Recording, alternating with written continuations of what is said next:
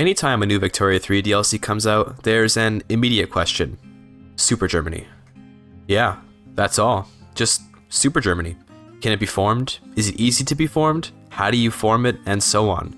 Well, for all you Prussia enjoyers, I'm happy to report that it's still absolutely doable and pretty easy and still a very good strategy. In fact, it's one which is even easier than it's ever been. And in today's video, I'll be forming Super Germany as Prussia, and then carrying Germany on to the top of the world market, but not through simple conquest.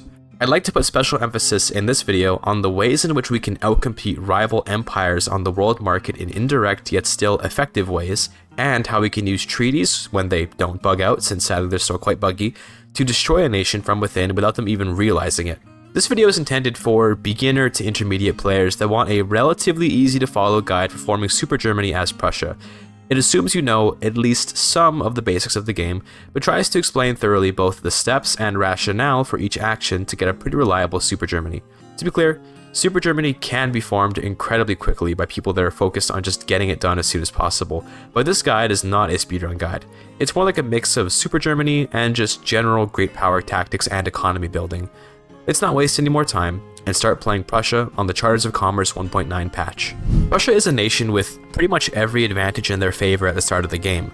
You've got amazing states like Silesia, which have lots of resources and population to build on. You've got a strong army, albeit a weak navy to go with it.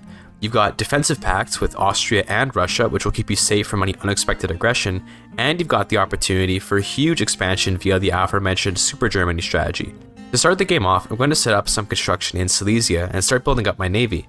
I'm not going to need it for a while, but navies take a long time to build, so I'd like to get the bases down and let them start employing in the background while I prepare for war with the obvious choice for any great power on game start, Qing.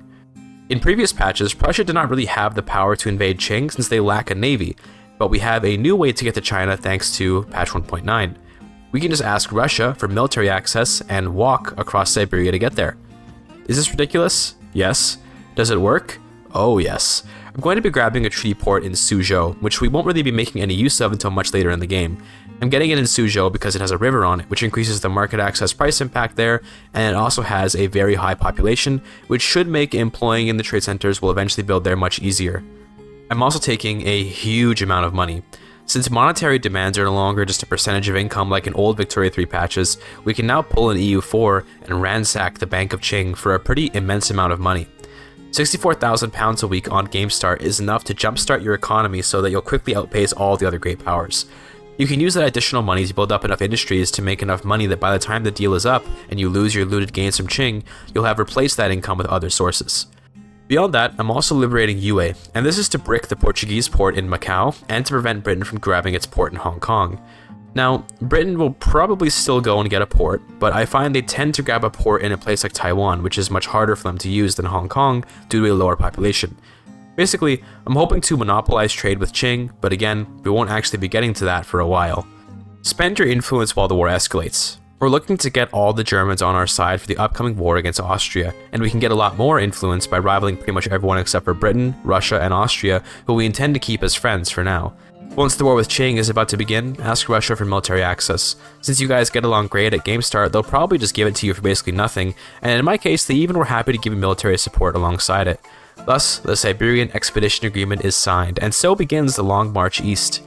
Because of Qing's addiction to opium, their units are paper thin, so even a relatively small detachment of 25 infantry and 25 lancers can easily push through. If you notice that my budget is quite negative, don't worry about it. A negative budget in Victoria 3 is usually a sign that you're doing something right, as long as you have in your head the way that you'll be offsetting the credit.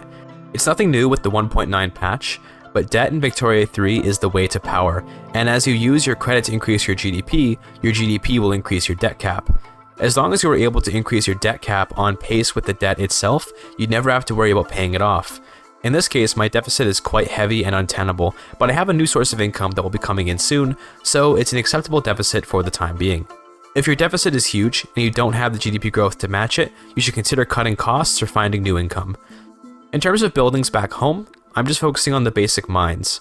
Iron and coal go hand in hand to make steel, which makes tools that in turn make iron and coal. Iron is what we use for buildings, so as we add more iron to the market, our expenses naturally go down, as well as our income increasing thanks to the new tax revenue from the mines. I'm not trying to make this video a Victoria 3 broad tutorial, but these mines make workers that pay income taxes, and income taxes are much better than the simple land taxes that peasants pay. I'll probably do an updated tutorial soon for this new patch, but a lot of the basic principles from old patches still apply, so if you're looking for a stronger tutorial, check out my old tutorial video from the previous patch. Anyway, resuming the game, we've reached Beijing in June of 1837, so it's just a matter of time until the war is over. Once it ends, you'll get your whopping bag of cash from the Chinese and your treaty port alongside whatever else you demanded. Your budget should now be nice and healthy, but don't sit on a positive balance unless you're maybe new to the game and don't know how to pace yourself very well. If the budget is positive, it's time to build more construction, is the general heuristic for the game. I got the London Conference in January of 1838, and as Prussia, the 24 points option is the best pick. We don't really care about what happens to the lowlands right now, so we just want the opinion boost with all the German nations that we get by picking this option. I noticed Britain going for a war with Qing in February, and they did something I wasn't expecting. They're demanding that Qing open her market, and that's fine with me since, yes, Qing will start trading with everyone, but I'm the only one with a treaty port, so I'll be the one with the most trade advantage. Treaty ports, aside from skipping out on all the tariffs and stuff, give a massive trade advantage bonus that helps you outcompete anyone else trying to trade, but we'll get to that later. Instead, let's commemorate our army's expedition east and give them all medals. For me, one of the most fun parts of any Paradox game is putting myself in the world that I'm creating and altering the world as such. I've renamed the army that we sent through Russia to the Qing Expedition. I had given it a nice German name, but I don't know very much German.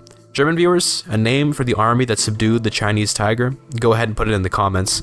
I mentioned earlier that if the budget is positive, then you shouldn't be making construction, and I absolutely stand by that, but I didn't expect my gold reserves to fill up so quickly while I was just looking at my company. So don't call me a hypocrite for this one, I was just being inattentive. Besides, having a gold reserve isn't always a terrible idea, right? I've got one company so far, and that's Krupp, which Prussia starts with. It's not the most amazing company off the bat, but we can give them industry rights for iron mines and a monopoly on iron, which will let them massively increase the throughput in all the mines they own and keep the price a little bit higher so their profits can be higher. Keeping iron's price high is a double-edged sword because we pay for the iron in order to build things, but I'm okay paying a little more money to ensure that our company is prosperous and able to reinvest more. Profits from privately held businesses, including companies and financial districts, pay out to capitalists, but they also pay out to the reinvestment pool, which will directly increase our ability to grow our GDP. Alongside those charters, I'm also granting investment rights to Krupp, because I intend to let them get regional HQs in the other great powers. You see, investment rights allow a company to create a new mini HQ in other nations that you have investment rights in, and the way that works is that the HQ operates in their nation and uses their investment pool to build buildings for your company. It's kind of insane, since it allows you to spend someone else's money on increasing your reinvestment pool. You'll see later on when I show off the reinvestment pool some more, just how much money this technique can generate. Speaking of foreign investment, I got a lobby opportunity to get an investment agreement with Britain, which is perfect since I'd love to get my company in there to grab up all their iron before their companies can do the same. Britain is pretty wary to grant investment rights to me since we haven't had the time to get relations up to 50 yet, but we can promise them some superfluous treaties like taking tariffs off of clippers and other goods we don't care about. It's also quite worthwhile to spend some of that illicitly gained Chinese money to bribe the Brits into accepting investment rights. I ended up not quite sending the agreement in yet because I also want an alliance with Britain, and to get that, I'll need more to offer. Keep in mind that having high infamy decreases the acceptance chance on all treaties, so let your infamy tick down before sending any offers out. One interesting thing that you can do with Britain is offer them goods transfers, and this is indeed very interesting, because the British don't realize how crippling it is for them to depress their iron price like this. Much like me, the British are interested in ramping up their investment pool, but the AI puts an inflated importance on their budget. They see the opportunity to help their budget in accepting foreign iron, so they want it. But in reality, if iron is cheap, it means their iron mines will be making smaller profits, and they'll have less reinvestment to give to the nation. It'll also be slowing the prosperity gain on any companies that they might be using that manage iron, and, of course, this is a direct transfer of money from Britain to Prussia, as they don't get the iron for free. What happens is that I, as in the Prussian budget, pay for the iron mines from my mines in my country at my market price, and then Britain pays the cost that I paid to me. This means that the budget isn't benefiting from goods transfers, but my iron mines sure are, and their profits directly correlate to my reinvestment pool, meaning Britain is effectively paying me and thinking they're benefiting from it. Well done, Brits. Well done. The Dortmund Declaration was ratified in September of 1839, and it has cemented an alliance and investment rights for me with Britain. I could go start building stuff like opium in India using these investment rights, but I'm first going to build up my own market and instead let my Krupp company autonomously build up some iron mines in Britain until they get their regional HQ and start sapping the British investment pool. Keep in mind that regional HQs in other markets pay their profits to local pops, so in this case, most likely English or Scottish pops, but they pay their reinvestment to the Prussian investment pool, while investing in British buildings using the British reinvestment pool. It's highway robbery, people. Anyway, about a month later, I saw that I had 2 power block principles to add which I had forgotten about. I'm putting mine on construction because the bonus construction efficiency is hard to say no to in the early game, where each building represents a much larger increase in relative power to the other great powers. With this start to the game, we've got a huge budget which we're spending on construction, and we've got a preemptive treaty port to the largest consumer economy in the early game, Qing. We'll make use of that later, but for now, our priorities are still in Europe. The first step to unifying the Germans is to free them from the Danes, who claim overlordship of Schleswig and Holstein. There's not much reason to wait around, especially since we've got Britain on our side, so I declared war on Denmark, looking to liberate the two, Schleswig and Holstein. I signed the Danevirke agreement with Mecklenburg to get access, and we will use that to easily invade the Danes. I was even able to get Mecklenburg to kick in some money for seemingly no reason. Yeah, treaties are pretty broken right now. I'm sure they'll be fixed eventually. With regards to Denmark, in the past, you'd have to wait until you got a miserable little navy to invade them, but now we just do the historical approach of marching up through Holstein. Very cool. Something to keep an eye out for with regards to treaties is the fickleness of the AI. In the current 1.9.0 patch, including the shadow hotfix that is still called 1.9.0 but is in fact different from the release 1.9.0 patch, the AI just loves to seemingly randomly withdraw from treaties at great cost to your mutual relations and their infamy. There is no way around this besides reloading the game, and I do recommend that you just reload and autosave if some kind of BS happens.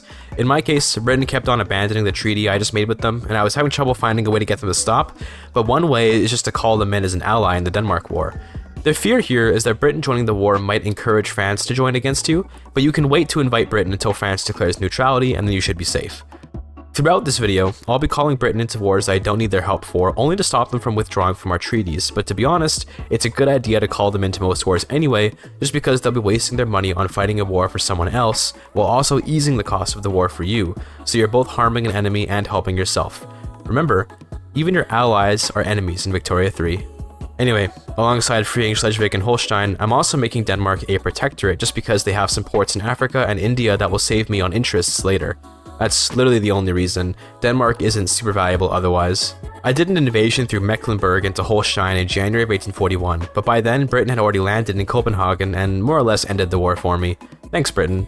Now, in order to actually unite the North Germans, I need to become the sole unification candidate for Germany, which we do by fighting Austria, but I'm not quite ready yet, since Russia will almost certainly defend them.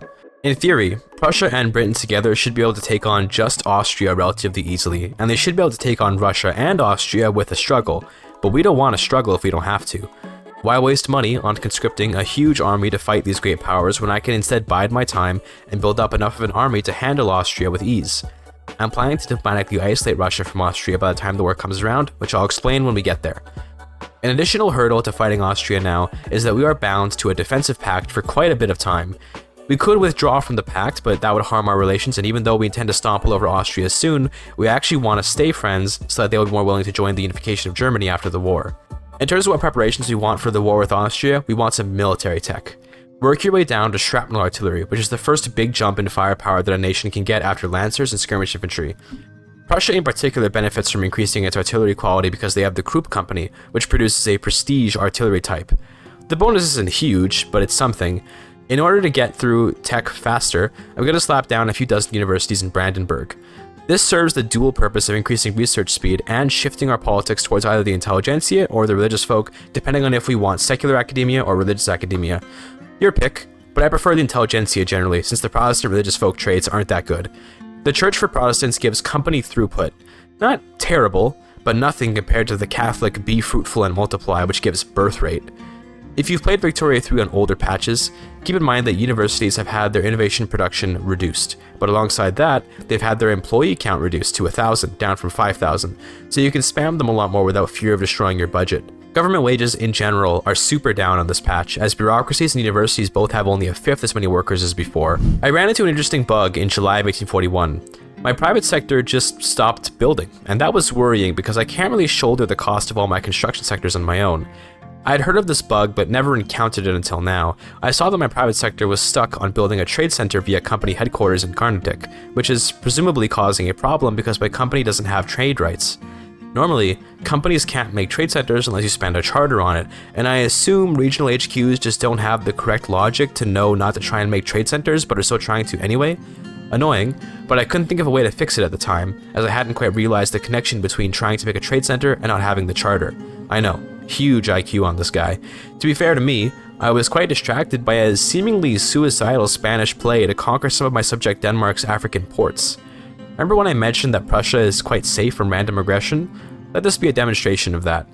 As punishment for their hubris, I'll be confiscating Cuba from Spain, which isn't a hugely consequential thing for this playthrough, but I feel it's an appropriate war goal to add given its low infamy and somewhat useful nature, as Cuba is a nice state. I called in Britain as my ally, and you can see in this list I could also involve Russia and Austria in case I felt the need to, but I chose not to because it just felt unfair to Spain. I felt pity for this AI, who probably forgot to calculate that Denmark does in fact have an overlord. Anyway, in November 1841, that mysterious investment pool bug just kind of went away suddenly, as my private queue filled up with a bunch of new iron mines. I have no idea why it got fixed, but cool. If anyone here has encountered that bug before, feel free to let me know if you found a solution or anything. Shortly after, my company created a regional HQ in the lowlands. I guess Krupp is hiding out in Scotland to avoid being seen as a foreign competitor in the British market. Those Scottish iron mines will be the humble beginning of a truly insidious takeover, as eventually, Krupp will rule most of the British iron industry, but all in due time. The HQ is small for now, and will need time to grow. I say that, but within a few days, they bought out 2 more steel mills in York. Keep in mind, they bought those mills using British investment funds, but those mills will now pay their profits to my investment pool. Anyway, I didn't even raise my armies to deal with Spain since I assumed Britain would handle it. I also started browsing for my next company, as I haven't yet memorized them all, you'll have to forgive me. I like to try and use companies that at least somewhat correspond to the nation that I'm playing, so I'm keeping an eye out for any German companies I can use. Surprisingly, Prussia doesn't really have that many companies to pick from, unlike say the United States or Britain, who have a massive selection. Regardless, I founded the F. Scheichau company, which is based in West Prussia and would own engines, shipyards, and military shipyards, alongside producing a prestige engine. Prestige engines are, in my opinion, quite strong, since they'll give a throughput bonus to railways. Throughput on rails is hard to come by, and useful, given how expensive transportation tends to be in this game. The actual prosperity bonus isn't great, being just Navy offense and submarine offense, but I'm mostly here for the Prussia roleplay anyway. In order to make this company, I need 5 engine industries in West Prussia, so I'll priority queue that up and then found the company once they're done. For my next mandate, by the way, I'm grabbing advanced research. This mandate is great for the early game, as even small tech differences stack up very quickly early on, but later on, you're usually strong enough that 1 or 2 techs won't make the difference. I'm sending my navy and army out to Cuba to try and end the Spain war since Britain is having trouble doing a naval landing, which is regrettable because I didn't want to even have to mobilize my army, but it is what it is. Afterwards, I started trying to pass secret police, which is one of the best laws in the game if you ask me. It can be tough to pass if you have a strong radical movement in your country, which I'm starting to get one of, but I'll see if I can pull it off. Secret police are great because they allow you to have a lot more wiggle room with regards to law changes and revolutions. When paired with the reduction in activism from coordinated police, you can basically change any law you want without fear of civil war. I managed to create the F. Scheichau engine company in March of 1844, and as you can see it has very low prosperity right now, but that's because you don't have a large demand for engines. One really fun thing about this DLC that kind of goes overlooked in my opinion is the dopamine hit of finding out what the additional industries on a company are.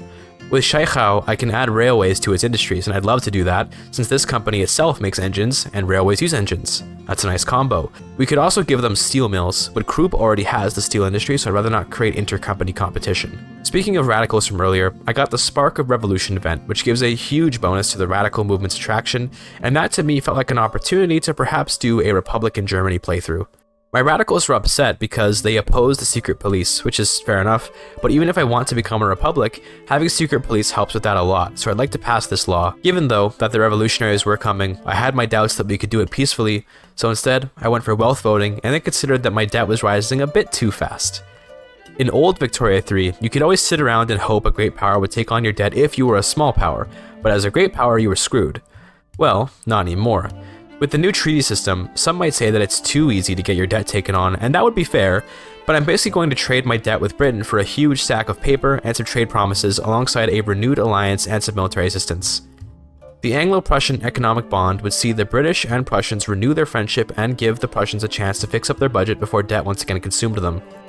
I know this section is about German unification, and that is where we're going eventually, but there's just lots to do while you wait. I'm planning to stay locked in this defensive pact with Austria until I can withdraw without any penalties, but you could in theory eat the relations and infamy hit if you're in a rush to form Germany. Just keep in mind that to make Super Germany, you'll need Austria to like you.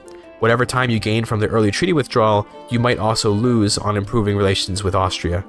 With that being said, there's a super secret technique we can use to make Austria love us right after the war. It's not very secret, but you'll see. Since I'm waiting out that treaty, I decided to go conquer Sind for their immense opium farming potential. It's becoming something of a staple for my runs to get a treaty port in China, then to conquer Sind and send all their opium over to China for some nice profits right at the start of the game.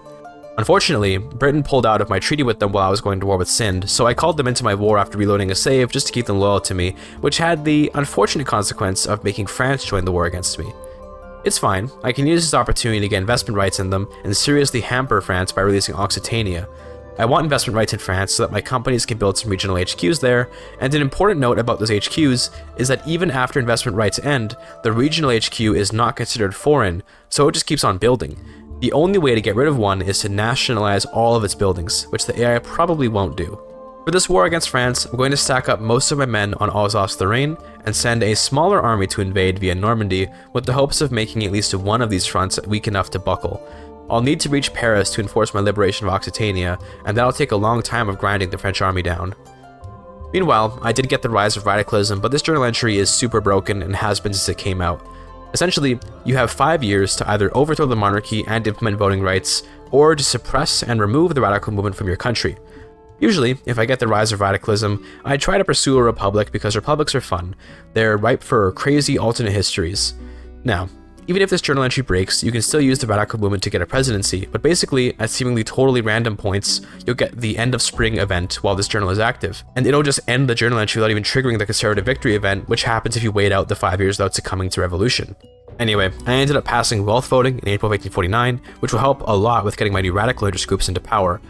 Just a few months later, in August, Scheichau started making prestige engines, and I noticed they had a regional HQ in Britain. How excellent. Those prestige engines will be a very nice addition for our railways, and alongside Scheichau being able to own the railways to give them the company throughput bonus, we should have a much easier time getting transportation in the market. Shortly after, I did indeed get the end of spring, despite the fact that the journal has only been active for about a year. Oh well, I can still become a republic in good time. I just would have liked the flavor events for the journal. Moving on. For my next law, I'm going for public healthcare, since it's just super good for population growth and it adds a little standard of living. In theory, a higher SOL is important because it allows you to charge higher taxes without massive waves of radicals, and more taxes means more construction. But personally, I like to keep my taxes low so I can inflate the standard of living, since for me, that's the number I like to see get as high as possible. For the best possible GDP, you definitely just want more and more construction via taxation. My army reached Paris in July of 1850, and it took a while, but France did eventually capitulate, which let me go and take Sind finally. Honestly, with how long this war took, it probably wasn't worth it, but it is what it is. Now that I've got Sind, I'll be queuing up all their opium, and I'm using various decrees to reduce the construction balances there so we don't spend the next 50 years just building opium inefficiently. I also passed public healthcare, and got to work leveling it up for that sweet flat 2 standard of living bonus. I got shrapnel artillery a little while ago too, by the way, and I decided to reorganize my army a bit around this new innovation. Lancers have better stats than mobile artillery, period, so until we unlock shrapnel artillery, we don't really use cannons at all. Now, Lancers are still good because they increase your occupation speed, but I like to have 3 armies that I can use so I can save myself the headache of army management. I like to have a set of half infantry, half cavalry, which I can use for landings. Those are my Marines. I like to have a set of half infantry and half artillery, which deal huge offensive damage, and I use those to push fronts. Finally, I keep a reserve of pure infantry alongside whatever straggler units I have so they have somewhere to hang out, and those guys are my defensive army. I use them to stop naval invasions and to hold off fronts with enemies I need to wear down. I'm using my Qing Expedition Army as my Marines for now, and I put together the Krupp Cannon Block, while I didn't yet rename the reserve infantry at this point. From here, I started passing free trade, and interestingly enough, free trade isn't so good of a law anymore, purely because trade isn't in such small quantities. In the past, free trade was one of the few ways to actually increase how many goods you can import or export. In this patch though, it has less use for that, since you can just make more trade centers, but it has the even worse effect of removing most of the things you could propose for getting acceptance on treaties. We can't promise to not tariff goods anymore since we can't tariff anything to begin with, and that's basically a -20 acceptance on all treaties forever. What a shame. By November of 1852, I'm feeling quite ready to fight Austria, but I'm scared of being ganged up on by them and Russia, so I'm taking my time, but to be honest, I'm just being a scaredy cat. I have shrapnel artillery, and I have the British. These Austrians and Russians are screwed. That being said, I would like to avoid fighting Russia just so the war is less of an economic investment. Russian soldiers are expensive to plow through because there are millions of them. Looking for confidence, I instead attacked the Netherlands, looking to make them a protectorate. Because getting access to the Dutch East Indies will be good for my market, however, the Americans chose to interfere. We'll be punishing them for that. After overrunning Holland, I sent my navy and the Qing Expedition Force to the White House, where we'll be playing out a new War of 1812 scenario. It was a tough landing, but in May of 1855, Prussian soldiers landed at DC and occupied the White House. Once, German soldiers helped the Americans overthrow the British with their Hessian mercenaries, and German prowess in combat was once again proven to the Americans as the White House burned to the ground. Using my newfound confidence after so easily defeating the Americans, I decided it was time for war with Austria, but I still feared the economic implications of a Russian intervention, so I decided to first take on their debt to try and get their relations to 80. Despite our near-perfect relations, I felt it was still likely the Russians would join against me, so I pulled out a forbidden Victoria III technique. I declared war on the Ottomans and called Russia in, promising them the conquest of Kars. If we're in a war together, Russia can't join a war against me, so once that war begins, I intend to let Russia win, while I instead go fight Austria with the British. Finally, the preparations are done. In terms of making a sort of list of steps you should be taking before fighting Austria, it starts with freeing Schleswig-Holstein, obviously, then unlocking shrapnel artillery, and finally, isolating Russia from Austria. Once you do those three things, you're ready to go. Let's unite the Germans. Finally. Assuming that you had been increasing relations with the German nations, you should have most of them on your side. In my case, Bavaria and Hanover, which are the most important ones, alongside a couple other small German states, did not support me, but it really doesn't matter. There are a few important war goals for this war. First is, of course, the primary war goal to take German leadership, but second is that we extract a lot of money out of the Austrians. We need them to be going into debt as part of our strategy to reconcile relations after the war. So as to avoid a spectacular infamy cost, I'll be taking only £20,000 off of Austria. The next important step is to recognize that while Austria might seem strong, all we have to do is go on the defensive for a bit until they get their men killed, and then we can counterattack. Remember to only attack with your cannon group, assuming you have one, since it'll be able to win the most battles. Your defensive infantry army will probably just get itself killed against the Austrian army if you send it in. Anyway, once Hanover left the war, the British were able to put all their men on the Austrian front, and with our combined forces, the advantage on the Silesia front is high enough that our victory is assured. We reached Vienna in January of 1857, shortly after which the Austrians surrendered, and I formed the North German Federation, but we're not done yet. I'm going to handle some busy work of just correcting all the production methods on my buildings, and if you want a quick heuristic for this process, I always use the newest production methods unless they require goods that I have literally zero of, such as rubber. I don't use labor-saving production methods unless I'm out of peasants, and trust me, as Germany, that takes a long time, so you probably shouldn't be using labor-saving PMs. For things like hardwood versus softwood, I only really make changes if I notice one is getting significantly more expensive than the others, and leave it at that. Don't get too used to the North German Federation though, as we'll be quickly changing that name out for just Germany. We need approval from all the remaining German nations. If you're lucky, they'll have some debt you can forgive, and that will easily shoot your relations up, but if you're not lucky, you'll have to improve relations manually. I got unlucky with Bavaria, who did not have any debt and who had a pretty neutral opinion about me. With Austria, I can take on their debt pretty easily because we still have over 30 relations after the war.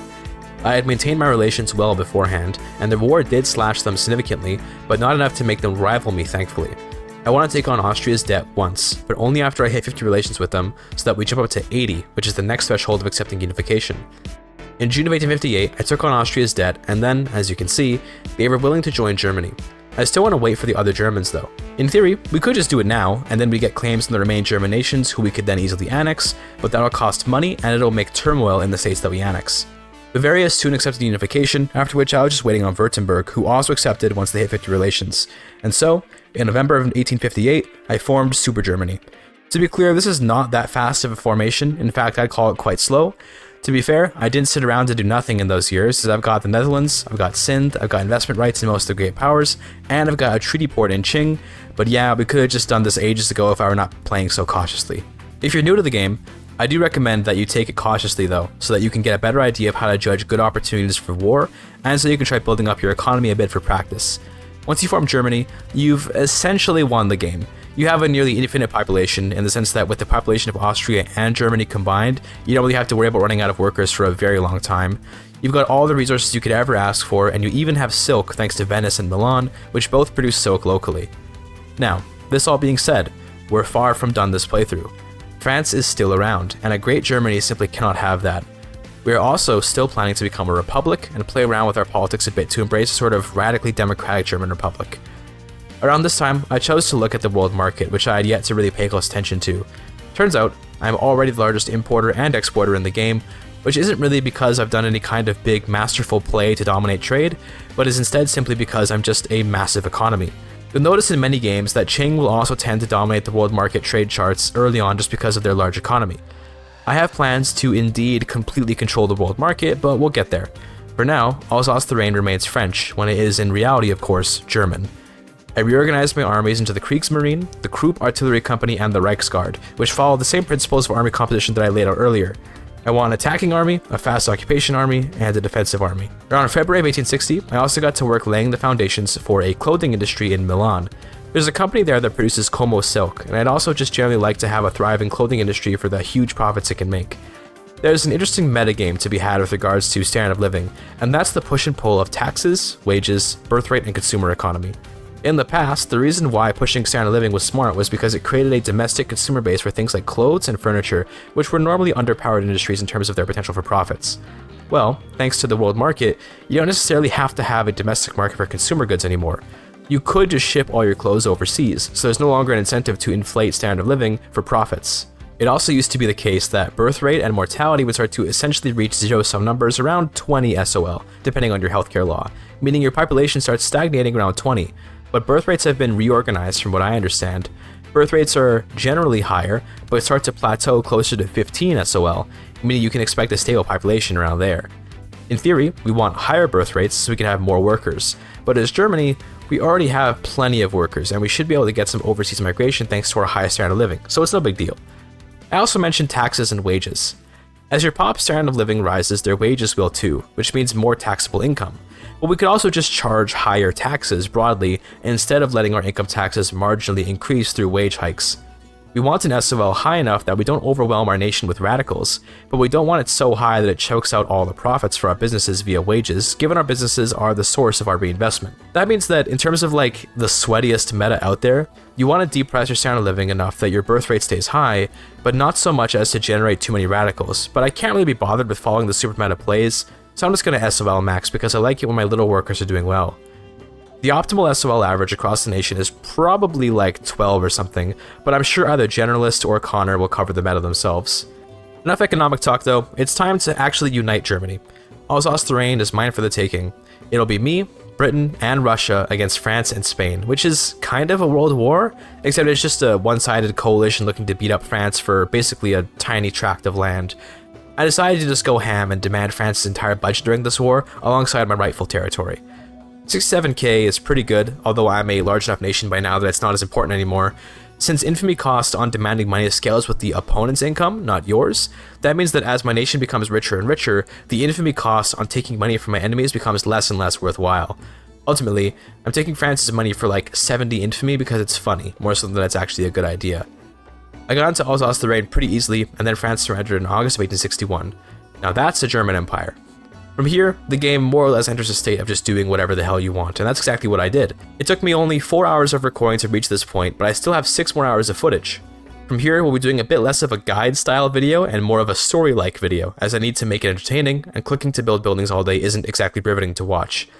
I had mentioned earlier that we're going to be making a German Republic, and we are indeed still set on that path, but we first need to give the people a reason to overthrow the Kaiser, who for now is very popular. The announcement of the unification of all the Germans and their constituent empires, the German people have high expectations for the promised prosperity of a united Germany. Talk of new opportunities overseas consumed the court as the Kaiser's European ambitions have been fulfilled. There's little interest in further expansion in Europe, but the people of this empire are still very much so living agrarian subsistence lives.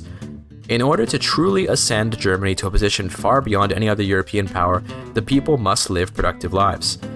The point of this development is to give the people a better standard of living, but it's also to increase Germany's overseas prestige. And one step for that, in the Kaiser's mind, is to dress everyone up in fine clothes manufactured in the prestigious textile quarters of Milan.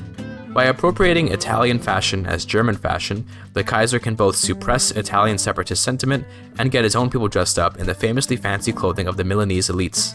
Using local cotton and silk, Lombardy is an amazing place to run a textile industry and will eventually make the unique Como Silk Company there.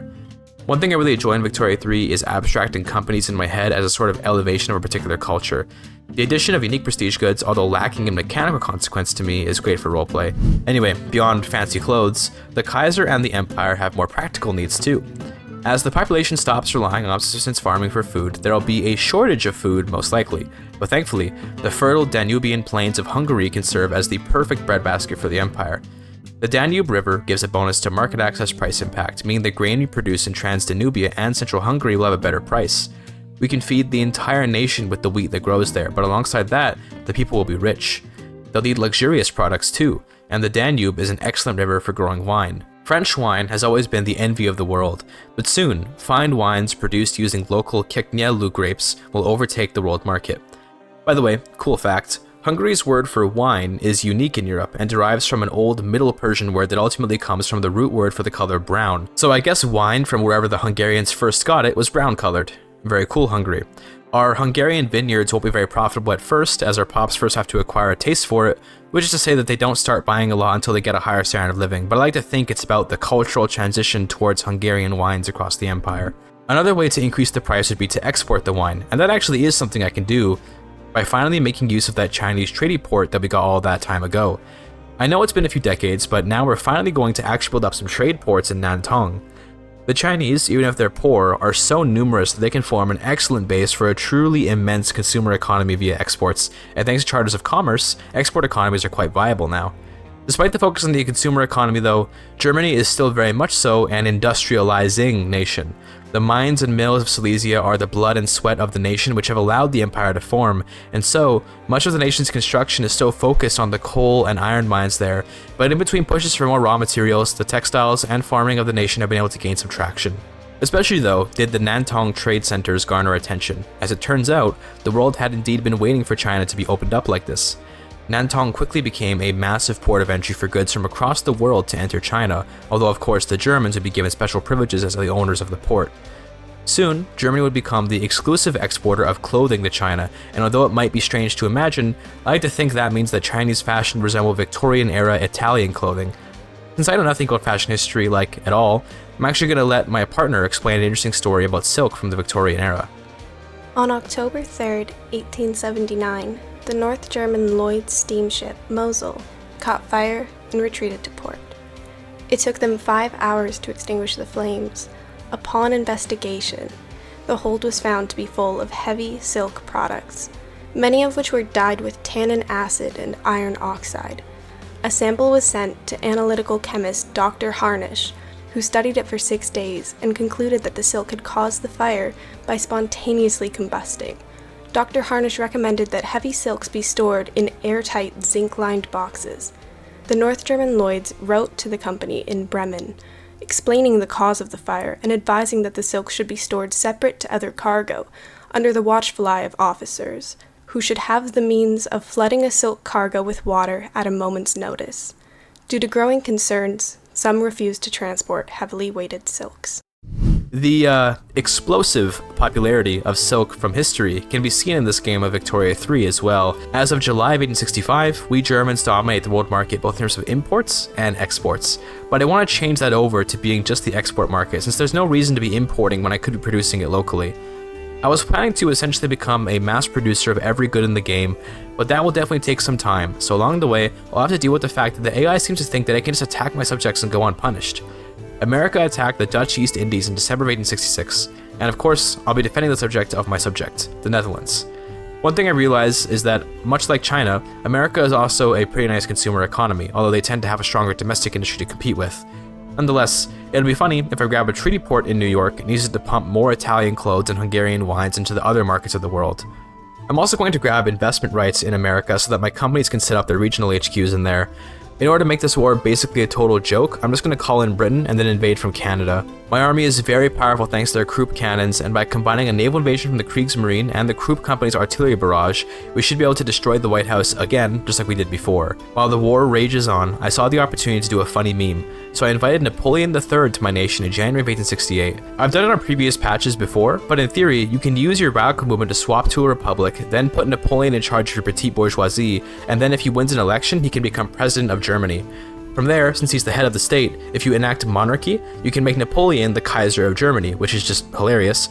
However, it can be hard to do if your PB interest group isn't super strong. I'll try to do it this run just because Kaiser Napoleon is too hilarious to pass up, but it's going to be a long shot, especially in this patch since it feels like the rule of folk are stronger than usual. Side note here real quick, there is a bug on 1.9.2 and 1.9.1 and the previous patch before that, where every single pop has an outsized interest in supporting the rule of folk for some reason. So basically, the instinct that I had at the time turned out to be quite correct, as the rule of folk are overpowered as hell in like every game. So keep that in mind if you play. It should be fixed for 1.9.3 according to the devs, so we'll see. Anyway, memes aside, I have made it to New York, and I like to imagine that my Krupp cannons are just demolishing this highly urbanized state. With New York under pressure, the Americans surrendered in December of 1868, and now the tip of Long Island has been converted to an imperial German port city called Brooklyn, which will soon carry all sorts of wonderful German goods into the hands of American buyers. I also grabbed Liberia just because I could, and it was pretty cheap on infamy. As thanks for the protection that Germany provided, the Netherlands willingly became a puppet of the Kaiser, allowing the Dutch East Indies to fall directly into German hands. Now the German East Indies, these islands will soon be a great source of many plantation goods like dyes and coffee for the German market. Hilariously, despite all these clearly colonial aims, the German Empire has not yet set up its own actual colonial office, instead letting its puppet states run the colonies for them. Denmark and the Netherlands have been leading the charge on that front, but now a proper German colonial office will see a massive increase in overseas German activity, assuming of course that the Kaiser can get the law passed. Remember all that talk about Milanese textiles, by the way? Well, I finally founded the Montero Seta company in June of 1869, which means we can start producing our Como silk. I do sort of wish that I had a company that could produce fancy haute couture fashion instead of just fancy silk, but again, the roleplay of Italian fashion taking the world by storm via German exports is really funny to me. It would be shortly after the founding of Montero Seta, though, that Germany would face some political backlash. It's been now over a decade since the Germans united, and standard of living has yet to skyrocket.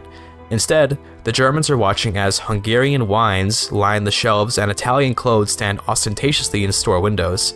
The grumbling Germans, who had been expecting to have their needs prioritized, found work in mines and steel mills, whose products were going towards building factories for the minorities of the empire. German identity felt diluted in this empire instead of heightened, and to make things worse, the Kaiser started using the national military, the pride of the Prussian kingdom, to trade favors with his monarchist friends. The enemy of Germany, the French Republic, was going through immense turmoil in light of their losses at the hands of Prussia, and without a figure like Napoleon III, who had emigrated to Germany some time ago, they were without strong leadership.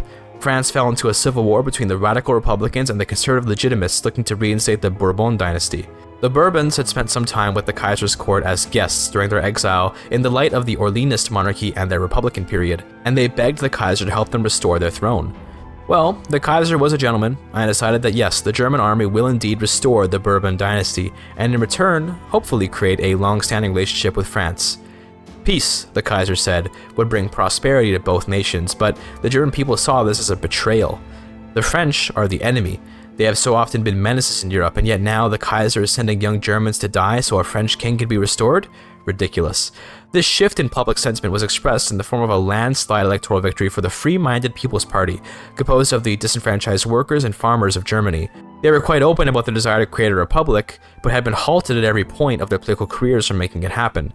Now that they've won a majority in parliament, though, the Kaiser's influence may no longer be enough to sway the nation away from its republican ambitions. While the Kaiser focused on his war effort to restore the French monarchy, the Republicans began preparations for a coup to overthrow the monarch. While tensions back in Berlin were heating up for the Republicans, they had kept their plans for a coup almost entirely secret, but it didn't take a political genius to tell that the Free-Minded People's Party had Republican aspirations.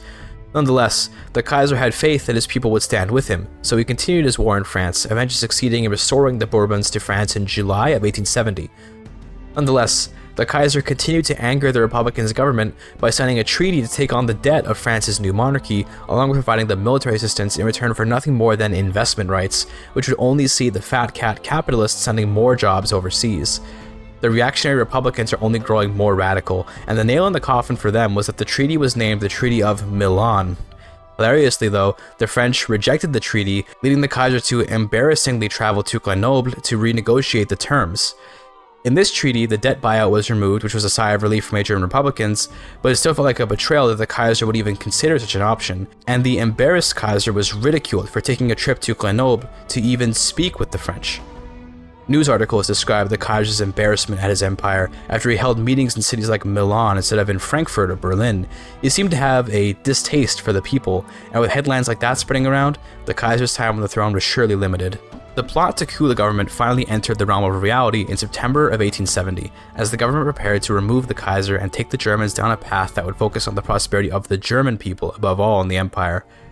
At first, the Kaiser proposed a tax reform to try and ease the struggles of the lower class Germans, and to try and tax the wealthy Italian and Hungarian business owners that were making huge money selling their goods to the middle class.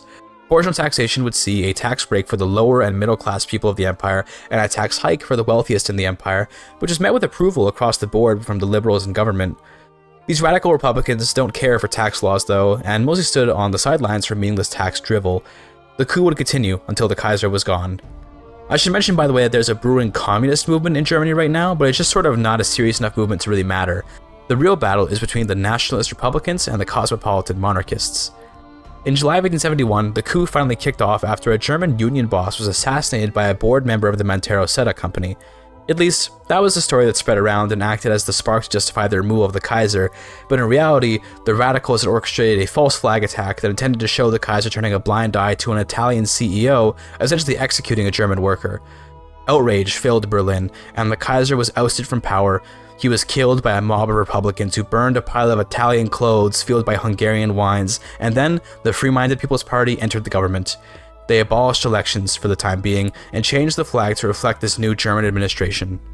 At the forefront of the coup was Stefan Weigand, a farmer from Bavaria, now the president of Germany, and he's a tactful diplomat who had managed to orchestrate this coup by uniting the interests of the German workers and farmers. The opposition was led by Napoleon III, who stood for the restoration of the monarchy, supported by Italian and Hungarian industrial magnates who enjoyed the preferential treatment the Kaiser showed them. In order to keep the republic healthy, Stefan's tactful nature worked perfectly, as many company executives feared they would be nationalized by its extreme government. However, Stefan allowed them to continue operating in the republic. The Kaiser had been ignoring the needs of the Germans, but this new republic does not intend to treat its hardworking CEOs with harshness. Instead, the republic will simply focus on making more jobs for Germans. After all, those Italian silk clothes are pretty snazzy. Immediately, in light of the popularity of the republic, the new government got to work implementing universal suffrage, taking advantage of the fact that the Germans were by far the largest population in the empire. Previously, with the Kaiser system of wealth voting, the Italians and Hungarians had an outsized voting power on account of their prosperous companies, but now, the sheer mass of Germans in the empire will see their political will be prioritized. That would prove satisfying for the disgruntled radicals of the nation. In the meantime, President Weigand got to work making good on the promise of a German colonial empire and sailed an army to the Congo River looking to establish German colonies in Africa. The Congo is an excellent source of rubber and will soon be a critical entity in the German Republic's supply chain. Unfortunately, the Portuguese are blocking access to most of Central Africa's coast, so Weigand declared war, and this would prove a very popular move as the Germans felt that this was a war that had their best interests at heart. This is a war to acquire rare resources that could bring greater prosperity to the people. The conquest of Angola saw Spanish interference, and since the Bourbon dynasty on France's throne was inherently connected to Spain, many German jingoists saw this as a sort of proxy war against the hated French. That being said, President Weigand worked hard to maintain relations with the Bourbon French in light of the fact that the Kaiser was correct. Peace between Germany and France would only benefit both nations. Turns out that despite their radical origins, a diplomatic president was exactly what Germany needed right now, and focusing the anger of the nation at politically expedient targets like Portugal would keep diplomacy with the great powers smooth. The nation that was most concerned with this new, ambitious colonial Germany was actually the British, who had for the longest time helped to play Germany off of their rival France. Now that the French and Germans are reconciling, the fear of German merchants outcompeting British interests saw relations sour, no matter how well-spoken President Weigand tried to be.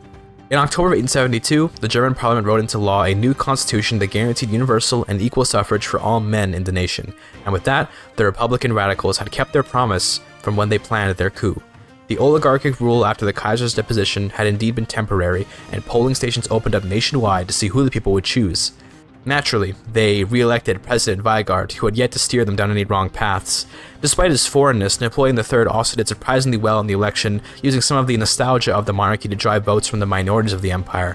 Nonetheless, the plot to secure the election with the German vote did achieve a victory for Weigand's party. After the election, President Weigand began work on a proper primary schooling system to help elevate the German people. Of course, school would be mandated for minorities too, but he advertised it as a way for Germans to catch up to the more successful minorities of the nation, who had received undue favor with the Kaiser.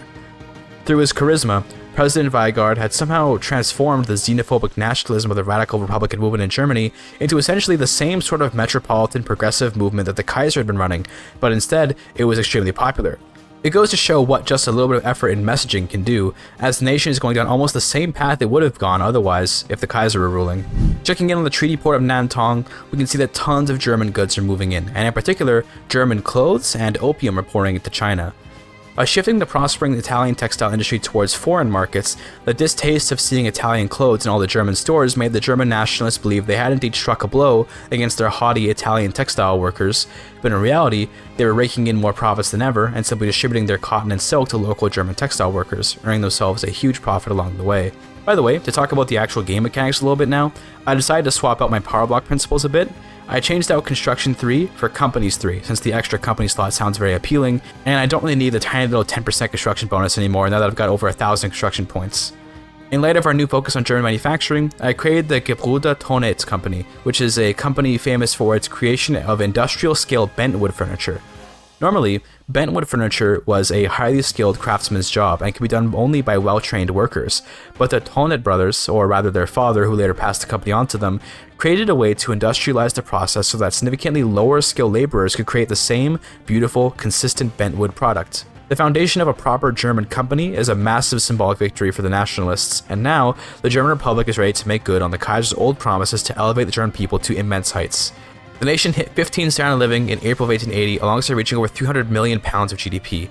Most of that economic growth has been driven by the rising consumer economy, both domestically and overseas, and with more consumer goods available and more jobs for the people, standard of living continues to soar. Nonetheless, controversy arose over the prevalence of Germany on the world market. All these goods being sent overseas could be better used at home, couldn't they? A wave of protectionist sentiment swept the nation, and President Weigand was happy to enact the will of his electorate. He had very little to say about trade policy, so took the populist route for this particular issue. Soon enough, in January of 1883, protectionism became the new state policy on trade, as free trade was abandoned. Immediately, tariffs for all imported and exported goods would be enacted, which will surely have consequences for the nation, but it will take time for them to be felt. Right off the bat, we were making over £800,000 in tariffs, but of course, as the tariffs come in, they would start reducing the size of trade routes that can no longer profit off of them effectively. To give you a visual of this change, I opened up the World Market tab and just sat there watching the German share of the market shrink. We started at about 30,000 units of goods exported per week, and within a few weeks shrunk down to just 19,000. This had an overall positive effect on the standard of living, as the availability of clothes and grain probably helped our people, but the GDP shrunk slightly on account of everything having a lower price. That's pretty much the exact effect I was expecting, to be honest, and goes to show the nuance that charters of commerce has added to the game economically. Anyway, by 1884, life in Germany had cooled down since the Republican coup. We've got 24 million loyalists, only about 7 million radicals compared to the 14 million before the Republican coup, which shows that people are happy with this new government. Germany is in a very stable place politically, and President Weigand has won every election since this coup all those years ago. We're entering the endgame for Germany, as we continue to develop her resources and even discover new ones, like oil. The discovery of oil in Galicia and other smaller deposits throughout the Republic saw a new wave of industry hit Germany. While the nation was very much so powered by iron, coal, and steel, whose workers were rewarded with plentiful Italian and Hungarian consumer goods, oil would revolutionize the life of Germany's workers once again. People were still figuring out what to do with the oil, but massive oil rigs worked day in and day out, especially in West Galicia, to produce tons of cheap oil for mass usage in various industries. The problem is that research and development was quite slow, and no one yet figured out good ways to put this new fuel source to use.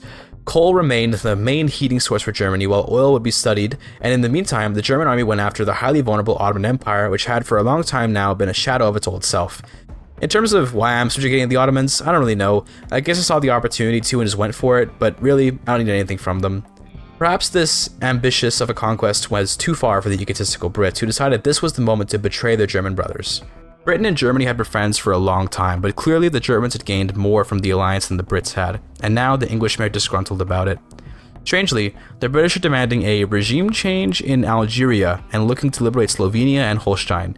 A strange set of goals, but just for the hubris of even daring to attack, President Weigard has endeavored to put the Brits in their place. First of all, the Brits will surrender their colony of South Africa. Secondly, they will pay reparations in the form of £191,000 a week for 5 years. Third, they will give control of the princely state of Mysore to France, who is more than happy to pounce on their centuries-long rival across the sea. That all sounds very scary, I'm sure, but the real kicker was when President Weigard added that he will also be demanding the immediate liberation of both Canada and India, which were nations he argued would be better off without the British to siphon their prosperity. Essentially, this would mean the dissolution of the British Empire, given those two nations' importance to the empire's function. While this would have been an unpopular war, given the friendly history of the Prussians and the British, it was on account of Britain's aggression that the people supported the war all the same.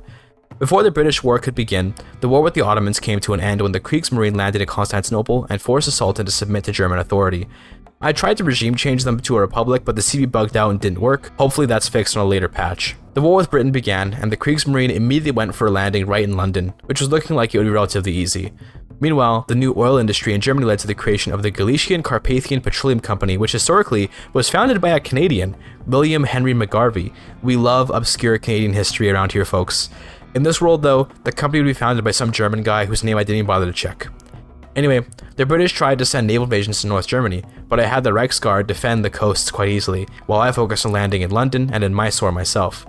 We successfully landed in London in March of 1886, precipitating Britain's defeat. The German army and navy are just too powerful to possibly contest, and because of the British Empire's hubris, they will cease to be an empire in any way but name. Full credit to the British here though, they allowed London to be occupied for almost an entire year as they refused to surrender until January of 1887. That's some grit to keep fighting even while the capital is occupied. Regardless, they did surrender, and both Canada and India went free. India immediately fractured into its various princely states, of course, and Canada was just sort of vibing, except they continued to hold the Oregon Territory, I suppose because the Americans hadn't yet negotiated its transfer to them. Checking in on the world market in February of 1888, we can see the continued effects of my protectionist market, by the way. I'm no longer even in the top 3 of importers, but I remain the top exporter, but with only 15,000 units of goods. Remember a few years ago when I had a lower GDP but nearly twice as many exported goods? Looks like our protectionism is indeed starving the world of goods and of foreign demand, but that's fine, as we can truly rely on only our own market in this world. By this point, I was looking for more workers, as I nearly employed most of the nation, so I started working on women's suffrage. The fewer rights you give to women, the higher your birth rate, but when you grant women rights, you gain more workforce ratio, so it's quite good to keep women suppressed for most of the early game, and then to give them rights later on once extra birth rate won't contribute as much to your nation. Oh, also, funny moment. I had a Galician, as in like Gallego, migration from Spain into Galicia, as in like Poland. I like to imagine they got lost and ended up in the wrong Galicia. I didn't end up playing too much longer from this point, but I wanted to play with all the fun oil-based production methods, so I did stick around a bit longer to get my research done. I hate playing with electricity because of how annoying it is to manage, so we sort of skipped over that era of technology. I first established the Mavag company, which is a Hungarian train manufacturer, but I did it because they also control tool workshops that can make prestige tools. Since tools are used in pretty much every industry in the game, having prestige tools means you get bonus throughput on pretty much every building you own. Quite nice. The thing is, I want even more companies, so I'm going to swap over to corporate state. Corporate state is an amazing law because it gives an extra company slot and it unlocks cooperative ownership if you want to go the socialism route. It also gives authority, which is very nice. Basically, it's, in my opinion, the best government type. It's just the hardest one to get because so few movements support it, but it's definitely doable, especially once you get a strong fascist movement. In May of 1894, I wanted to spec my GDP so I could use it as a thumbnail, so I turned all my tariffs into subventions. This will absolutely demolish my government budget, but that's okay since I'm not planning to play for too much longer.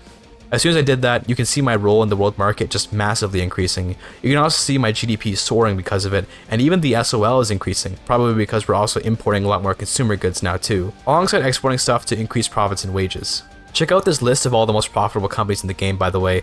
Was anyone expecting that all my companies wouldn't be at the top? I mean, just look at those beauties. I'm surprised that even the relatively young Mavag companies at the top, to be honest. I suppose tools are a profitable industry indeed. I unlocked my final company slot in September of 1895 after passing corporate state, and I spent that slot on the basic grocery company, which I know is kind of lame, but I realized that I hadn't really started up any kind of grocery industry, and the birth rate from this company's prosperity bonus offsets the negative to birth rate from women's suffrage. I was expecting my immense subventions to cause an inevitable bankruptcy, by the way, but I found that actually, the additional GDP and profits on my buildings that the subventions provided managed to cover their own costs quite well, as my budget floated around a stable deficit that was easily outpaced by my GDP growth. The SOL also ballooned to 20 in May of 1898. I then unlocked combustion engines, and this will allow me to make cars. It's time to make a truly immense chunk of change. I queued up 150 automobile industries in Galicia, where all the oil is, and the profits were immediately very high, but they're going to get even higher. Even my grocery industries in Hungary were making huge numbers. Almost $500,000 in profits just from groceries is insane. By April of 1901, I've completely dominated the world trade market in terms of exports, and less so in terms of imports. I've got 131,000 units of goods going to the world market, while the next highest exporter is Qing, with just under 9,000 units being exported. This is a truly dominant status. In terms of imports, I'm not importing a ton, but I'm still importing the most stuff in the world, likely because my economy has surged past $1 billion GDP. Relative to my GDP, imports make a puny amount of my economy. There's one last tech I want to unlock and use the production methods of before we end off this video, and that's compression ignition. With this tech, we can use diesel pumps on our mines, and we can upgrade our production methods on cars to create, I think, the most profitable building I've ever made. Before we look at that though, I'm just going to casually subjugate Japan by supporting a socialist revolution there. Very cool to get Japan for zero infamy. The last meme of this game before we look at the most profitable building I've ever made is that in 1905, our beloved President Vigard is finally losing an election, and I saw that the trade unions were going to win the next one. Naturally, I wanted to find a funny candidate to put in charge, and look who appears but the famous Rosa Luxemburg. I can't think of a better political ending to the game than to have Rosa Luxemburg, the famous communist, rule over our corporate state of Germany. How beautiful. Anyway, enough baiting, here's that insanely profitable industry. This is my East Galician automobile manufactory. Almost 1.5 million pounds in profits, and that isn't even owned by a company, it's just private financial districts. I didn't realize it at the time, but Mavag's additional industry charter lets them buy automobile industries, but I didn't know that because when I had checked them after first founding them, it wasn't in the list. I believe that's because I hadn't yet unlocked the ability to make automobile industries, so it wasn't in the list at all. Regardless, while working to pass workers' protections, I decided to end the campaign. I like to add workers' protections to see how much I can inflate the SOL due to the wage increasing effect, but I was done now.